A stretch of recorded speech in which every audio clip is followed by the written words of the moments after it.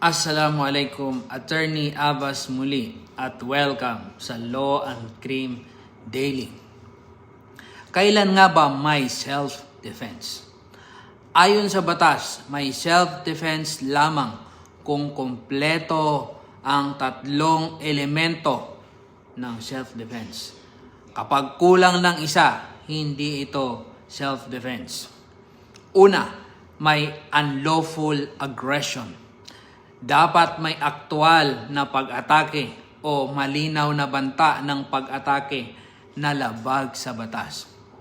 Halimbawa, sinaksak ka, binaril ka, tinadyakan ka, o malinaw na papaluin ka ng tubo. Pangalawa, may reasonable necessity sa paraang ginamit para ipagtanggol ang sarili. Ang ginamit na paraan ng depensa ay makatuwiran, batay sa panganib.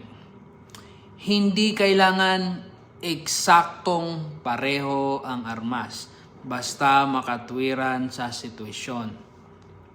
Pangatlo, walang sufficient provocation mula sa taong dumedepensa.